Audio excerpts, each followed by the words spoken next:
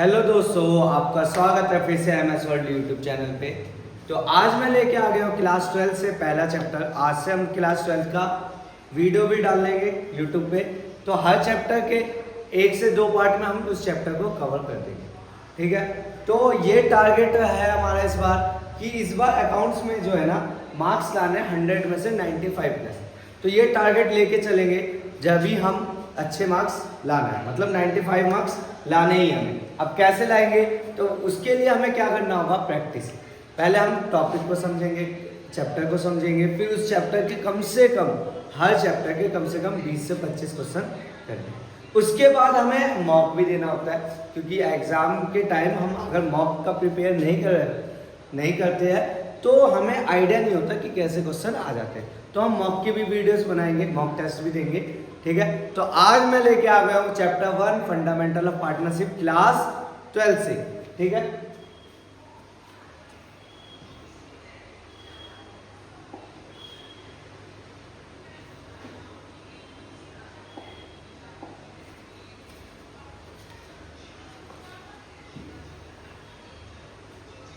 तो दोस्तों सबसे पहले देखते हैं मीनिंग ऑफ पार्टनरशिप होता है क्या। पार्टनरशिप का मतलब क्या होता है। तो हमें आपसे अगर कोई पूछे कि पार्टनरशिप क्या होता है, तो आपको पता है कि जब भी 2 या 2 से ज्यादा लोग मिल के कोई से भी काम करें किसी पर्पस के लिए या प्रॉफिट के लिए, उसी को क्या बोलते हैं हम, पार्टनरशिप। पार्टनरशिप इसी को बोलते हैं। तो वही डेफिनेशन है, partnership is a form of business where 2 or more person agree to share profit and manage the business together। इसका मतलब ही क्या हुआ कि 2 या 2 से ज्यादा लोग मिलते हैं और प्रॉफिट शेयर करते हैं किसी बिजनेस को चलाने के लिए और मैनेजमेंट करते हैं उसी बिजनेस को, ठीक है। आगे चलते हैं, फीचर्स ऑफ पार्टनरशिप। अच्छा, अब मैं पूछ लूं कि पार्टनरशिप के फीचर्स क्या है, तो आप कैसे बताओगे, कैसे पहचानोगे कि ये पार्टनरशिप है। तो आपको जैसे दिखेगा कि इस बिजनेस में 2 लोग मिलके काम कर रहे हैं तो ये पार्टनरशिप हो गए, 2 या 2 से ज्यादा लोग, समझ आ गए, ऐसे ही पहचानोगे। फिर इनके बीच में एग्रीमेंट बना होगा, कोई कॉन्ट्रैक्ट बना होगा, उससे भी हम पहचान लेंगे, ठीक है। तो वही है फीचर्स, मतलब विशेषता। कैसे पहचानेंगे, तो एग्रीमेंट बिटवीन पार्टनर्स के बीच क्या होता है, एग्रीमेंट। अब एग्रीमेंट में क्या हो सकता है, कौन कितना पार्टनर्स प्रॉफिट शेयर लेगा, कौन कितना कैपिटल लेगा, कौन कितना साथ देगा, कब तक देगा, ये सब। शेयरिंग प्रॉफिट एंड लॉसेस कितना कितना होगा, ये सभी होता है। Mutual agency, each partner can act behalf of other, ठीक है। फिर अनलिमिटेड लायबिलिटी आपको पता है, क्लास 11 में पढ़े थे। Minimum 2 maximum 50%। मिनिमम कितने होने चाहिए, 2, और मैक्सिमम कितने होने चाहिए, 50, याद रखना। आगे चलते हैं,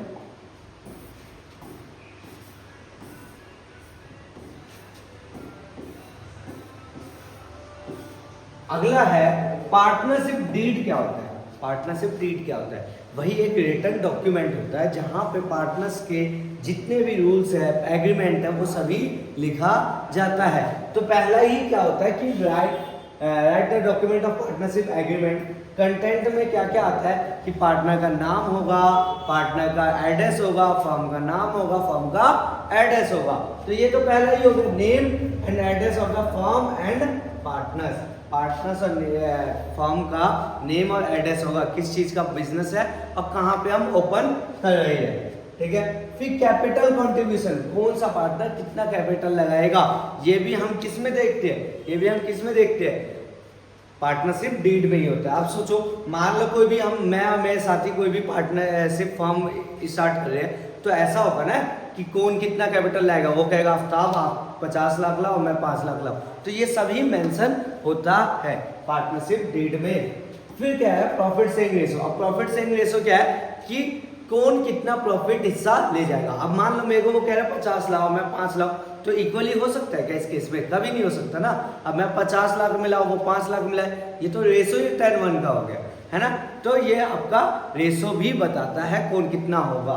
तो अगला ड्यूटीज एंड रिस्पॉन्सिबिलिटी। अब ड्यूटी एंड रिस्पॉन्सिबिलिटीज क्या होता है कि इस पार्टनर का क्या ड्यूटीज है, दूसरे पार्टनर का क्या ड्यूटीज है और रिस्पॉन्सिबिलिटीज क्या है, ठीक है। फिर आगे चलते हैं, interest on capital, interest on drawings, ये सभी आपका सैलरी ईटीसी मतलब कमीशन रिमनरेशन ये सभी इसी में आ जाता है। किस पार्टनर को कितना सैलरी मिलेगा, किस पार्टनर को आईओसी मिलेगा, किस पार्टनर को आईओडी मिलेगा और कितना मिलेगा। ठीक है, तो ये सब पार्टनरशिप डीड में लिखा जाता है। अब आते हैं important provisions in absence of agreement. अगर एग्रीमेंट नहीं बना है तो इस केस में क्या क्या होता है। देखो बच्चों, बहुत सिंपल सा केस है। मान लो मेरे और मेरे पार्टनर के बीच में एग्रीमेंट नहीं बना है, तो सबसे पहला ही काम होता है कि जो भी प्रॉफिट होगा उसका रेशो कितना होगा, इक्वली। मतलब आधा प्रॉफिट मैं ले जाऊंगा, आधा प्रॉफिट मेरा पार्टनर ले जाएगा। ठीक है, equal share profit and loss होता है, equal share profit and losses होता है। अब मान लो आपका बना ही नहीं है, एग्रीमेंट बना ही नहीं है, तो क्या मैं आईओसी मांग सकता हूँ, क्या मैं आईओडी मांग सकता हूँ, क्या मैं सैलरी मांग सकता हूँ? नहीं, जो चीज मेंशन नहीं है वो चीज नहीं मांग सकते। फिर no salary to partner, salary भी नहीं मिलेगा, कमीशन भी नहीं मिलेगा, कुछ भी नहीं मिलेगा। और ये most important IOL, interest on loan, interest on loan, वो अगर मेंशन होता है पार्टनरशिप डीड में, जितना परसेंट मेंशन होता है उतना परसेंट लगता है। लेकिन इन केस मेंशन नहीं होता तो कितना परसेंट लगता है दोस्तों, 6%। कितना परसेंट, 6%। ठीक है,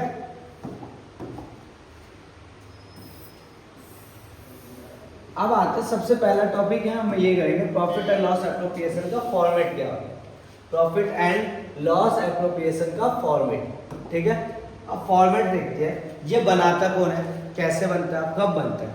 तो आप क्लास 11th में ट्रेडिंग एंड पीएनएल अकाउंट बनाना सीखे थे, ट्रेडिंग एंड पीएनएल और बैलेंस शीट। ठीक है, अब पीएनएल अकाउंट में क्या बनाते थे, याद होगा आपको कि इसमें बनाते थे सिर्फ एक पार्टनर का, एक ऑनर का, जिसमें डायरेक्ट एक्सपेंस और जितने भी डायरेक्ट इनकम होती है वो सब ट्रेडिंग में जाते हैं, इनडायरेक्ट वाले आपके पीएनएल में आते हैं। ठीक है, अब पीएनएल में देखो सिर्फ अकेला कोई पार्टनर ऑनर होता है, वो उसका चलता है। अब आ गए यहाँ पे पार्टनरशिप। तो पार्टनरशिप के टाइम जब बात है तो पार्टनर्स को सैलरी मिलता है, कमीशन मिलता है, इंटरेस्ट ऑन कैपिटल मिलता है। तो इसके लिए हमें बनाना पड़ता है PNL appropriation account, PNL appropriation account. अब ये बनता कब है, तो ये बनता है आपका कब, पीएनएल के बाद और बैलेंस शीट से पहले, पीएनएल के बाद और बैलेंस शीट से पहले। समझ आ गया। ये कौन सा नेचर का है, तो देखो इसमें क्या क्या आता है, या तो इनकम आता है या एक्सपेंस आता है। और इनकम और एक्सपेंस जिसमें आता है तो वो कौन से नेचर का होता है, तो वो होता है नॉमिनल नेचर। कौन से, नॉमिनल नेचर। ठीक है, अब फॉर्मेट देखते हैं दोस्तों। अच्छा, ये बनाता कौन है, ये अकाउंट बनाता कौन है, तो ये अकाउंट बनाता है फर्म, ये अकाउंट बनाता है कौन, फर्म। ठीक है, अब आपको याद होगा जितने भी क्रेडिट होते हैं वो सभी क्या होते हैं, सॉरी जितने भी इनकम होते हैं वो सभी कहाँ जाते हैं, क्रेडिट में। और जितने भी एक्सपेंस होते हैं वो कहाँ जाते हैं, डेबिट में। ठीक है, यही देख के हमें चल रहा है। तो फर्म की जितने भी इनकम होंगे आप इस साइड लिख देना, और फर्म के जितने भी एक्सपेंस होंगे आप इस साइड लिख देना। ठीक है, अब आते हैं क्वेश्चन में। सबसे पहले आपका नेट प्रॉफिट मेंशन होता है, नेट प्रॉफिट या नेट लॉस आपको ढूंढना है, नेट प्रॉफिट या नेट लॉस। अगर नेट प्रॉफिट आया तो इस साइड लिखना, अगर नेट लॉस आया तो आपको इस साइड लिखना है। ठीक है, यहां खत्म। फिर उसके बाद देखोगे कैपिटल, कैपिटल में कितना परसेंट आईओसी है, तो ये आप कैपिटल निकाल लोगे आईओसी के हिसाब से। क्या अगर वो कह रहा है कि रिजर्व निकालना है, रिजर्व निकालना है नेट प्रॉफिट में से, जितना बोलेगा उतना रिजर्व निकालेंगे। किसी पार्टनर को लोन देना है, इंटरेस्ट ऑन लोन, तो लोन देंगे हम। किसी पार्टनर को सैलरी देना है तो सैलरी देंगे, कमीशन देना है कमीशन देंगे, शेयर फिर प्रॉफिट आ गया। अगर पार्टनर्स में से कैपिटल पे इंटरेस्ट मांग रहा है तो फर्म क्या करेगा, फर्म भी अपना ड्राइंग्स पे इंटरेस्ट मांगेगा। समझ आया, समझ आया सभी बच्चे को। ठीक है, तो ये पूरा वो फॉर्मेट है। अब इसी फॉर्मेट में से हम एक एक टॉपिक करेंगे, सैलरी का, कमीशन का, आईओसी का, आईओडी, ये सभी टॉपिक हम कवर करेंगे। अच्छा, यहाँ पे ध्यान दो, net profit is brought from the, कहां से आता है नेट प्रॉफिट, पीएनएल अकाउंट से। Interest on capital, salary, commission, bonus are debited because they are paid. Paid क्या होता है, expense. Remaining profit is distribute among partnership according to agreement share. अब देखो इस साइड टोटल इनकम है, यहाँ तक आपका टोटल एक्सपेंस है। अब इनकम में से एक्सपेंस गए तो क्या होता है, प्रॉफिट ट्रांसफर।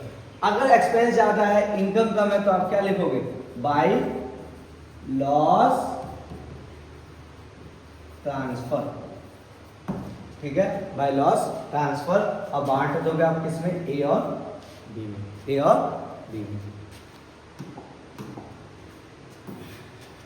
चलो दोस्तों, तो सबसे पहले आते हैं हम इंटरेस्ट ऑन ड्राइंग्स करते हैं, ठीक है। इंटरेस्ट ऑन ड्राइंग का टॉपिक है हमारा और ये बहुत आसान है, 1 मार्क्स का एमसीक्यू में जरूर आता है ये। तो अगर नॉर्मल केस होता है ना, नॉर्मल केस, तो इस केस में क्या होता है, amount multiply rate divided by 100 multiply 6/12। 6 हम एवरेज मंथ लेके चलते हैं, ठीक है। जैसे अब लेकिन यहाँ पे कभी कभी बोलते हैं मंथली, अब कभी कभी बोल देते हैं क्वार्टरली, ठीक है, मंथली और क्वार्टरली। मंथली में क्या होता है दोस्तों, मंथली में होता है आपका कि एवरेज मंथ हमें पता होना चाहिए। एवरेज मंथ निकालने के लिए बिगिनिंग और मिडल आप याद भी कर सकते हो, लेकिन मैं आपको निकालना सिखाऊंगा, मिडल एंड। पहले मैं निकालना सिखाऊंगा फिर याद कर सकते हैं। बिगिनिंग ऑफ द मंथ का मतलब क्या हुआ, अब महीने कितने होते हैं, अप्रैल मई जून, जुलाई अगस्त सितंबर, अक्टूबर नवंबर दिसंबर, जैन फेब मार्च, ठीक है, यही 12 महीने होते हैं। बिगनिंग का मतलब क्या होता है, हम ये एवरेज मंथ निकालते हैं, क्या निकालते हैं, average month. Beginning of the month यानी हर महीने के स्टार्टिंग में निकाला है, तो इसमें भी 1 तारीख को, मार्च में भी, मई में भी, जून में भी, जुलाई अगस्त, सभी मंथ में हम पहली तारीख को निकालेंगे। तो फॉर्मूला क्या है, फॉर्मूला है एवरेज मंथ निकालने का, months left after first drawing plus month left after last drawing, ठीक है, डिवाइडेड बाय 2, यही फॉर्मूला। पहला ड्राइंग्स निकालते हैं तो कितना महीना बचा, प्लस लास्ट वाला ड्राइंग निकालते हैं तो कितना महीना बचा, दोनों को ऐड करो और 2 से भाग कर दो, दोनों को ऐड करो और 2 से भाग करो। अब देखो पहला ड्राइंग मैं कब निकालूंगा, 1 अप्रैल को, तो कितने महीने बचे, पूरे 12 महीने। कितने महीने बचे, पूरे 12।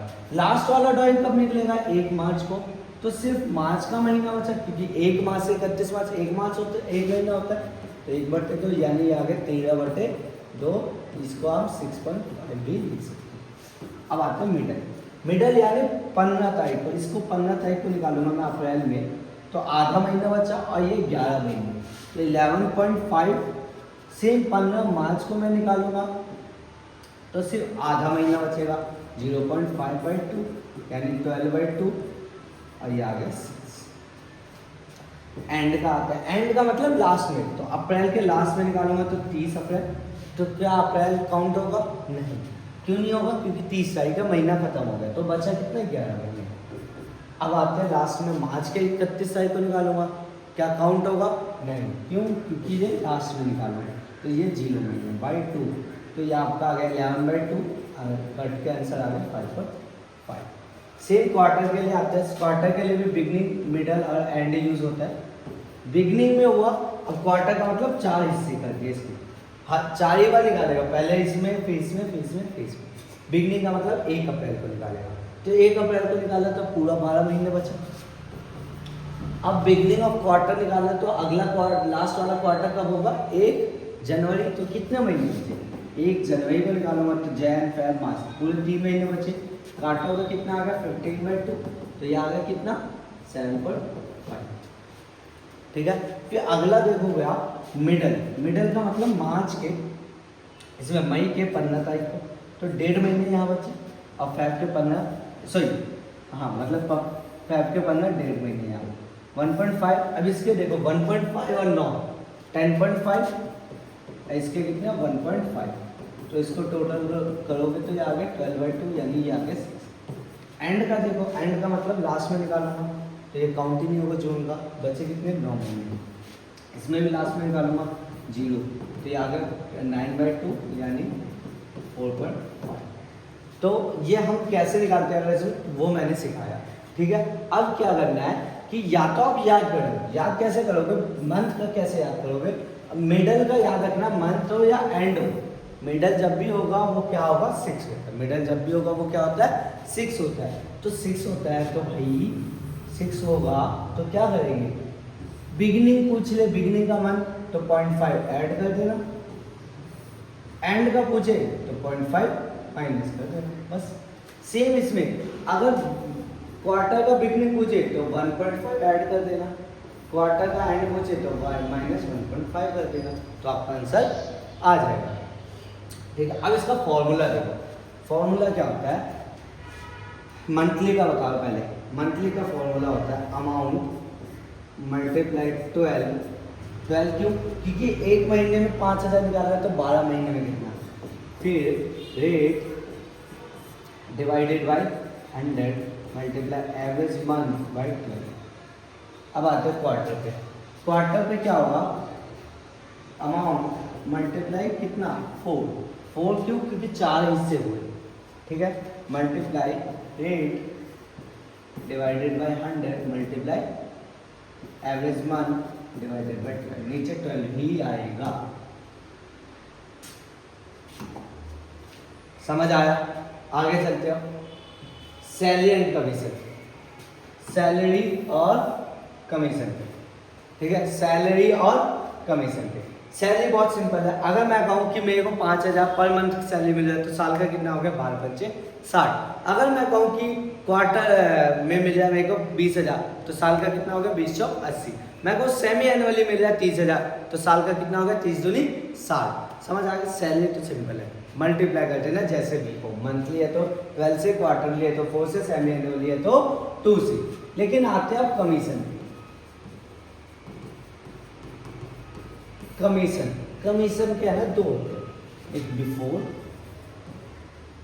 एक आफ्टर, ठीक है। बिफोर जब भी आए तो अमाउंट याद रखना, ये नेट प्रॉफिट पे ही मैक्सिमम टाइम बोलते हैं निकालने के लिए, amount multiply rate divided by 100। इसमें 2 केस हो जाता है, 2 केस का मतलब बना रहा मैं 2 केस, होता तो एक ही है, लेकिन आफ्टर का मतलब सिर्फ एक ही बंदे का कमीशन लेगा और कुछ नहीं कह रहा, 5% आफ्टर कमीशन है नेट प्रॉफिट पे, तो amount multiply rate divided by 100 plus rate, ठीक है। लेकिन दूसरा केस क्या कह रहा है कि आफ्टर कमीशन, आफ्टर मान लो कि पहले से ही किसी को सैलरी मिला है और उसको भी सैलरी मिला है और पहले से ही किसी को कमीशन मिला है, जैसे y को सैलरी मिला है, x को सैलरी मिला है और x को कमीशन भी मिला है, ठीक है। तो यहाँ पे मेंशन होगा कि y का जो कमीशन होगा ना वो आफ्टर ऑल सैलरी और ऑल कमीशन, तो आफ्टर ऑल सैलरी और कमीशन माइनस कर देंगे जितने भी सैलरी है वो और जितने भी कमीशन है वो, ये सभी क्या कर देंगे हम माइनस अमाउंट में से, जिस भी अमाउंट का हम निकालेंगे, फिर multiply rate divided by 100 plus rate. समझ आएगा कमीशन कैसे निकालते हैं, तो ये पूरा तरीका है कमीशन निकालने का। अभी हम क्वेश्चन करेंगे तो और अच्छे से समझ आएगा। अब टाइप्स ऑफ कैपिटल क्या है, टाइप्स ऑफ कैपिटल, कैपिटल कितने प्रकार के होते हैं, कैपिटल होते हैं 2, कौन कौन से, एक होता है फिक्स्ड और एक होता है फ्लक्चुएटिंग, एक होता है फिक्स्ड और एक होता है फ्लक्चुएटिंग। फिक्स्ड में क्या होता है, फिक्स्ड में मतलब आपका एक कैपिटल तो फिक्स होता है, लेकिन जितने भी बाकी चीजें आ गए जैसे सैलरी कमीशन ये सब कहाँ चला जाता है करंट में, यानी फिक्स कैपिटल में भी 2 होते हैं, कैपिटल और करंट अकाउंट। लेकिन फ्लक्चुएटिंग में एक ही होता है जिसको हम बोलते हैं फ्लक्चुएटिंग कैपिटल अकाउंट, इसमें सिर्फ कैपिटल ही अकाउंट होता है। तो देखते हैं, partners capital remains constant unless additional capital introduce. Partners का जो कैपिटल है वो रिमेन्स कांस्टेंट रहता है हमेशा जब तक उसमें एडिशनल कैपिटल इंट्रोड्यूस नहीं करते। तो यानी कैपिटल अकाउंट जब बनता है ना तो उसमें सिर्फ कैपिटल ही आता है पार्टनर्स का और इंट्रोड्यूस कैपिटल आता है। ठीक है, फिर तो दूसरा 2 अकाउंट मेंटेन होता है, कैपिटल और करंट अकाउंट। अब आता है फ्लक्चुएटिंग। इसमें कैपिटल कांस्टेंट नहीं होता और एक ही अकाउंट में ही सभी ट्रांजैक्शन आते हैं, प्रॉफिट हो, इंटरेस्ट ऑन कैपिटल और ड्रॉइंग्स हो, या कोई सा भी एडजस्टमेंट हो, कोई सा भी सैलरी हो, कमीशन हो, वो सभी एक ही अकाउंट में आता है। यानी इसके जो एक सिंगल हिस्से थे उन सबको मर्ज करके इसमें लिख दिया गया। ठीक है, क्लियर, समझ आ गया? चलो अब क्वेश्चन आ गया, क्वेश्चन की प्रैक्टिस करते हैं। पहला क्वेश्चन क्या कह रहा है कि what is a mean by partnership. Theory question है, थ्योरी क्वेश्चन आ जाता है कभी कभी। तो मतलब क्या है पार्टनरशिप का, मतलब क्या है आप कर सकते हो। What is a partnership, where two and more than two, दो या दो से अधिक पार्टनर किसी भी काम को पूरा करने के लिए एक साथ मिलते हैं, एग्री करते हैं for the share of profit और मैनेज करते हैं, उसी को क्या बोलते हैं पार्टनरशिप। फिर स्टेट द मैक्सिमम नंबर कितने होते हैं 50। In the absence of partnership deed profit sharing ratio कितने होते हैं इक्वली। तो ये जितने भी क्वेश्चन है ये आपको करने हैं, देख लो ये थ्योरी क्या याद रखना। अगला है क्या है between distinguish between fix and fluctuating capital. Fix और फ्लक्चुएटिंग कैपिटल में वो करना है, डिफरेंस करना है। तो क्या क्या होता है आपको पता है, अभी मैंने कराया इससे पहले वाले स्लाइड में, तो वहां से देख लेना और खुद ट्राई करना इसको सॉल्व करना। Right any 3 features of partnership. 3 features of partnership आपको पता है, शेयर प्रॉफिट रेशो इक्वल होता है, और क्या होता है एग्रीमेंट होता है, 2 और मोर देन 50 पार्टनर्स होते हैं, ऐसे ही ये सभी लिखना आपको। तीसरा, why is the necessary to have a partnership deed. Partnership deed होना क्यों जरूरी है, क्यों इन फ्यूचर कभी भी कोई हमसे बेईमानी ना कर ले, कोई पार्टनर्स दगाबाजी ना कर लेते हैं ना, कुछ दोस्त से होते हैं ना, मिलके बिजनेस स्टार्ट करते हैं। एक बिजनेस को लग रहा है कि मैं, एक पार्टनर को लग रहा है कि मैं ज़्यादा काम कर रहा हूँ, पैसे मुझे कम मिल रहा है, तो दूसरे के साथ क्या कर लो दगाबाजी। इसीलिए कहते हैं दोस्तों के बीच में क्या होना चाहिए, ट्रस्ट होना चाहिए। क्या होना चाहिए, ट्रस्ट होना चाहिए। अच्छा ये है बहुत इंपॉर्टेंट, ये in the absence of partnership how the following details. इनमें क्या क्या होगा, इंटरेस्ट ऑन लोन कितना मिलता है जब अब्सेंट होता है, मिलता है या नहीं मिलता है, मिलता है, कितना 6%। फिर क्या है, क्या इंटरेस्ट ऑन ड्रॉइंग्स मिलता है, नहीं। क्या इंटरेस्ट ऑन कैपिटल मिलता है, नहीं। प्रॉफिट शेयरिंग रेशो मिलता है, हाँ, कितना इक्वली। ठीक है, 2 पार्टनर है तो 1-1, 3 है तो 1-1। ठीक है, चलो आगे चलते हैं। अब प्रैक्टिकल क्वेश्चन पे आते हैं। प्रैक्टिकल क्वेश्चन पे सबसे पहला आता है कैपिटल पे, आईओसी निकालना है। दोस्तों याद रखना, आईओसी जो निकलता है वो किस पे निकलता है, इंटरेस्ट ऑन कैपिटल जो निकलता है वो निकलता है कैपिटल पे। किस पे निकलता है, कैपिटल पे। अब वो भी कौन से कैपिटल पे, ओपनिंग या क्लोजिंग, ओपनिंग या क्लोजिंग, ओपनिंग कैपिटल पे। ठीक है, ओपनिंग कैपिटल पे। अब देखो ए और बी यहाँ पार्टनर है, ठीक है, ए और बी यहाँ पार्टनर है, इनका कैपिटल निकालना है। तो ए बी सी डी है,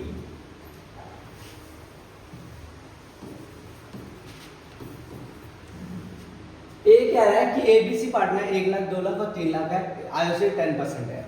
1 लाख इसका है, 10% इसका है, 2 लाख इसका है, 10% इसका है, फिर 3 लाख इसका है और 10% इसका है। तो आंसर कितना आ गया, ये इससे कट गया, इससे कट गया 30,000, ये गया 0, यहाँ से गया 20,000, ये 0 से ये गया, ये 0 से ये गया, कितना आ गया 10,000। ये तो आ गया आयुष। लेकिन इतना आसान से नहीं देगा क्वेश्चन। क्वेश्चन कहेगा कि आगे इसी में इंक्लूड कर रहा हूँ मैं कि A introduce additional capital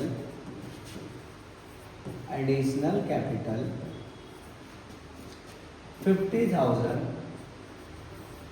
on 1st of September.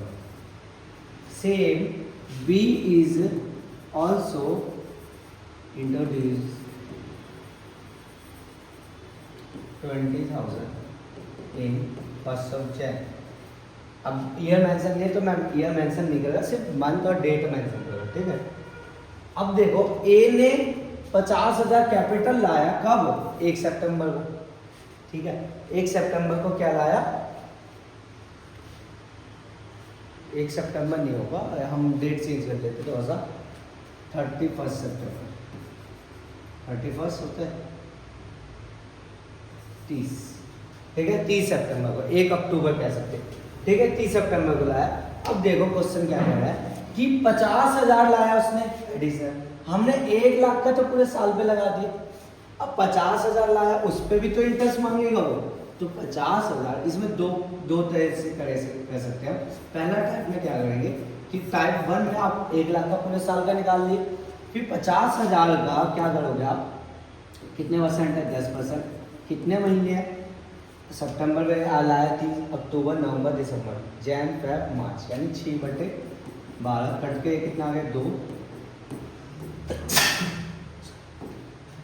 आ गया 2,500, ठीक है।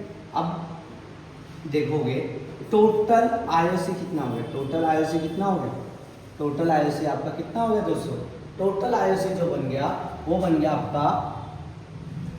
आपका 10,000 प्लस 2,500, ठीक है। इसका दूसरा तरीका क्या है, दूसरे तरीके से अगर मैं कर लूँ तो दूसरा तरीका क्या है कि 1 लाख का पहले मैं 30 सितंबर तक निकाल लूँ, यानी 6 महीने का 1 लाख का निकाल लूँ, पहले 1 लाख का 6 महीने का 10% निकाल लूँ, फिर इसमें ऐड कर दूँ। अब 30 सितंबर के बाद तो 1.5 लाख हो गया, इसमें ऐड कर दूँ 1.5 लाख का 6 महीने और 10%, बस इसको ऐड कर देना, आंसर आ। सेम बी के साथ भी ऐसा ही है, बी के साथ भी ऐसा ही है, ठीक है।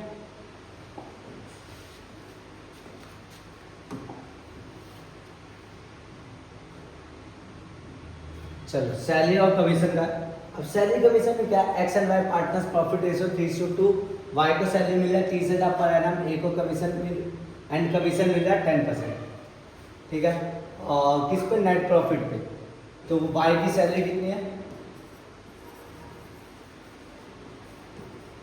30,000, वाई का कमीशन निकालना है, कमीशन कैसे निकलेगा, देखो यहाँ पे कहीं मेंशन नहीं आफ्टरवर्ड, ठीक है। तो बिफोर अमाउंट कितना हो गया 2 लाख, नेट प्रॉफिट पे निकलता है 2 लाख मल्टीप्लाई 10%, जीरो से ये गया, जीरो से ये गया, कितना आ गया 20,000। अब इसमें मैं इंक्लूड कर रहा हूँ 2 टॉपिक और 2 चीज और 2 केस। पहला केस कह रहा है कि एक्स की सैलरी जो है, एक्स की सैलरी है वो है 10,000 पर क्वार्टर, ठीक है। तो वो सैलरी कितना हो जाएगा 10,000 गुना 4, तो उसको सैलरी कितना मिलेगा 10,40। अब एक्स कमीशन है, याद करो मैंने 2 टाइप में कमीशन बताया था, x commission after all salaries and commission. X का जो कमीशन निकालेंगे वो सभी सैलरी और कमीशन के बाद निकालेंगे, तो अमाउंट कितना है दोस्तों 2 लाख माइनस कितना सैलरी 30,000 इसका है, 40,000 इसका है, तो 70,000 सैलरी हो गया, फिर माइनस कमीशन भी बोला, कमीशन इसका कितना 20,000, 70-20 कितने होते हैं, ठीक है 70-20 कितने होते हैं, फिर आपको पता है rate divided by 100 plus rate. समझ आया दोस्तों क्या बोला मैंने, अगर यहाँ पे सिर्फ लिखा होता है एक्स कमीशन आफ्टर कमीशन, तो आप क्या करते, अगर यहाँ ये वर्ड होता तो आप करते 2 lakh multiply rate divided by 100 plus rate, यही करते। लेकिन यहाँ पे लिखा आ रहा है कमीशन जो है वो आफ्टर ऑल सैलरी और कमीशन की बात है, तो जितने भी कमीशन और सैलरी बने वो नेट प्रॉफिट पे से माइनस कर दो, तो जो अमाउंट बचेगा यानी 1,10,000 बचा, उसको रेट कितना है 10 और ये कितना हो जाएगा 110, 0 से ये कट के 11 से ये कट के 11, आपका आंसर आ जाएगा 10,000। समझ आया, तो ऐसे आपका कमीशन का क्वेश्चन हो जाता है सॉल्व, ठीक है। आगे चलते हैं,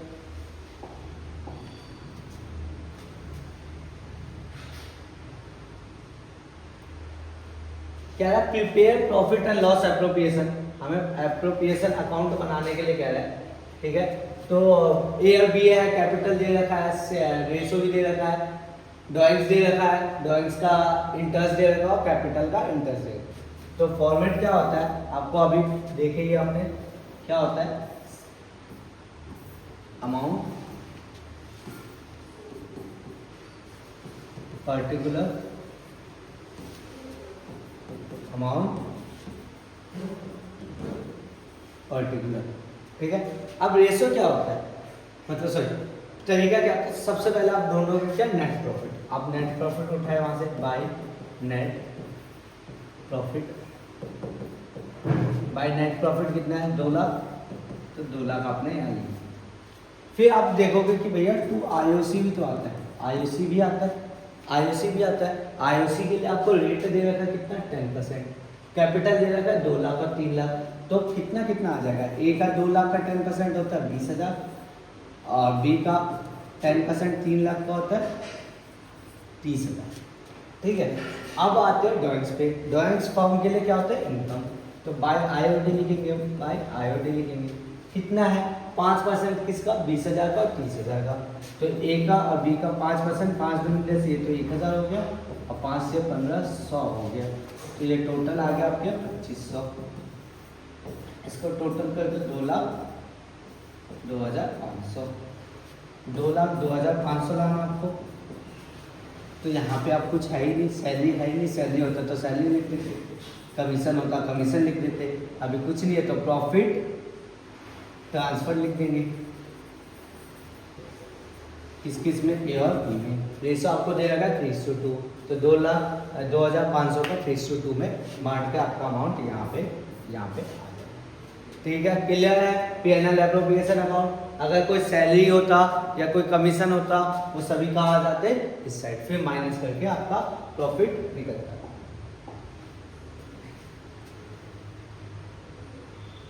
लास्ट है, लास्ट क्वेश्चन है, लास्ट टाइप का भी क्वेश्चन रह गया था, डॉइंग्स। अब डॉइंग्स क्या कर, एक्स और वाई पार्टनर्स है, x 5,000 at the end of every month निकाल रहा है, एक्स क्या निकाल रहा है 5,000, एक्स निकाल रहा है 5,000 at the every month of and में निकाल रहा है। अब मंथ है तो 5,000 एक महीने का, तो 12 महीने से मल्टीप्लाई बताया था मैंने। फिर रेट दे रखा 10%, ठीक है। फिर एक और चीज मैंने बताया था एवरेज मंथ। अब एंड का है, मंथली का है, तो याद करो मैंने बताया था मिडल का याद रखो 6 होता है। अगर मंथली का होगा तो 0.5 माइनस एंड में, और बिगनिंग का बोले तो 0.5 ऐड, तो एंड का बोले तो 0.5 माइनस कर दो 5.5, ठीक है, बाई 12 क्यों होता है, क्योंकि 12 मंथ्स होते हैं। पॉइंट हटाओ, एक जीरो बढ़ा दो, ये गया यहाँ से, ये गया यहाँ से, ये गया यहाँ से, ये गया ये, अब बचा क्या 0, 5 पंजे 25, 5 पंजे 25 तो 2750। अगर यही चीज होता वाई का भी, मान लेते हैं वाई का क्वार्टर बोल रहा है, बिगनिंग ऑफ क्वार्टर, ठीक है, 5,000, तो 5,000 है, तो 5,000 गुना 4, क्वार्टर का 4 होता है, गुना 10/100 गुना। अब ध्यान दो, बिगिनिंग ऑफ क्वार्टर मैंने क्या बताया, अगर मिडल का याद रखो, मिडल का कितना होता है 6, एंड का कितना हो जाएगा, 1.5 माइनस और 1.5 प्लस, यानी बिगिनिंग में 1.5 प्लस, तो ये हो गया 7.5 डिवाइडेड बाई 12, पॉइंट हटाया 0 बन गया, ठीक है। 12 से ये गया, 3 से ये गया 25 या 75, 0 से ये, 0 से ये, फिर ये 50 को इससे कर दो, 25 पंजा 125 और ये आ गया 1250, ठीक है। तो ऐसे आ जाता क्वेश्चन, बिगिनिंग मिडल एंड करके पूछ लेते, ठीक है। तो दोस्तों आज के लिए इतना ही। आज हमने किए part 1 fundamental of partnership class 11 से, ठीक है। तो आपको क्या करना है, इसी चैप्टर के आप जो जो टॉपिक करवाए इसके क्वेश्चंस की प्रैक्टिस करना है, ठीक है। क्वेश्चन की प्रैक्टिस करो, फिर मेरे को कोई डाउट भी लगे तो आप कमेंट में आप मेंशन कर सकते हो, नहीं तो आप हमारे इंस्टाग्राम चैनल पेज पे ज्वाइन हो सकते हो या व्हाट्सअप ग्रुप पे आप ज्वाइन हो सकते हो, ठीक है। ठीक है। और कोई भी डाउट हो आप वहाँ भी पूछ सकते हो।